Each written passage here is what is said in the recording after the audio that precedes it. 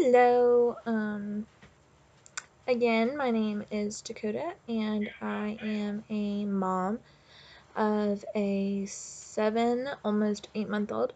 I work as an at-risk aide with math and reading in grades 1st through 3rd. That will be changing next year. I will primarily be working in reading with grades K through 3. So that'll be an interesting change because even though it's only one grade lower, kindergarten is largely different from first grade. After watching the videos this week, it has been interesting, I would say. I have actually never heard the term Web 2.0 until this module, so I was intrigued by what that meant. The videos did obviously introduce that, and being as I was born in 1998, I do not in any way, shape, or form remember a internet before Web 2.0.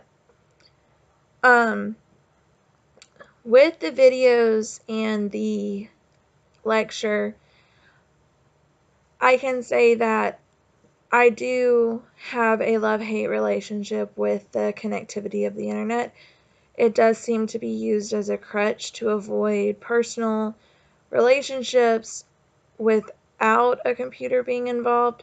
But I also found my husband over the internet, and I utilize it on a daily basis. So there are goods and bads, just like with everything. I do not plan to overutilize technology as a teacher. Currently, I use a website called ReLive with some of my older students, but it also does not take the place of instruction or actual face-to-face contact. Rather, I teach, they get on the computer, and then I am there constantly should they need assistance with what they are doing. Furthermore, this did show me the use of blogs and podcasts as a teacher. I had honestly never considered using podcasts as a way to help students or fill instructional time. Before, I decided to listen to a podcast called Truth for Teachers. I really enjoyed it. The episode that I chose was called Letting Go Instead of Working Harder.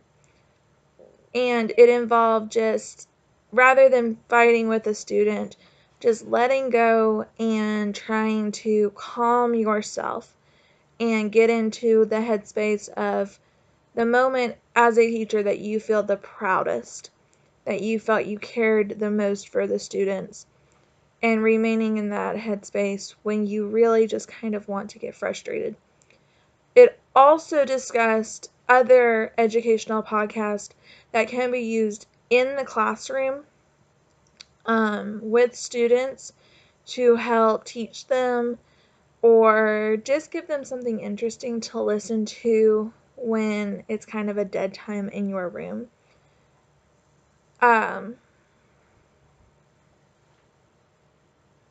Sorry. So that was a idea that I came across. I also think that blogs can be helpful in nature blogs or blogs made by professors can be helpful in introducing a new subject, just giving a different perspective, or introducing fun information about a subject to students. Furthermore, I work at a school that has a therapy dog, and one of the most fun things for our students to read every week is our blog that is set up for our therapy dog that discusses a post each week about what she did and all of the fun adventures that she went on.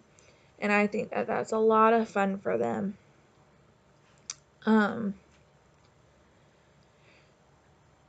As far as social networking in preschool through 12th grade,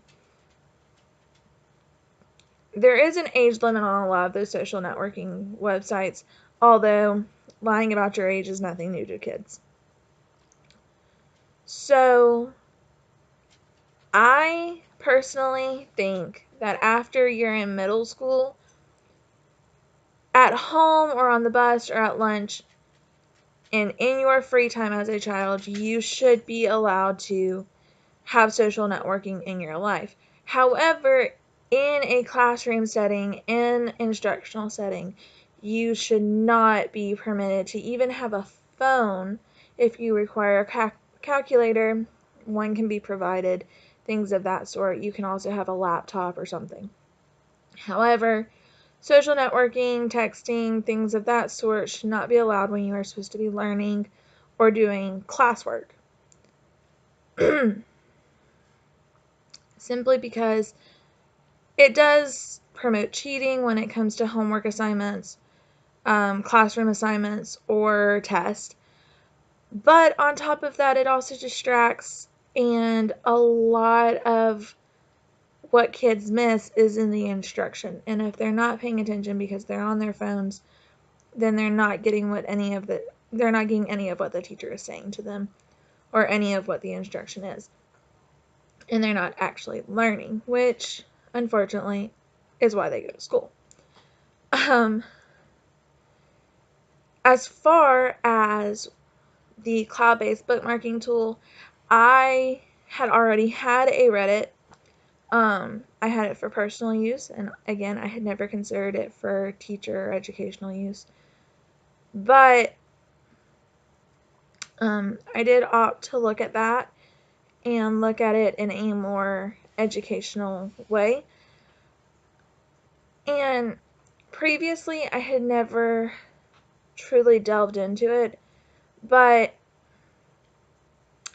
I personally do not find it to be very useful. Simply I don't like the layout. I don't like having to really search for things. I prefer to more go to websites such as Pinterest or Facebook, or just Google and search for sites and ideas that other teachers recommend, and then if I like them, just personally bookmark them to my Google account or to my computer. But other than that, that's pretty much all for my reflection this week. So, thanks. Bye.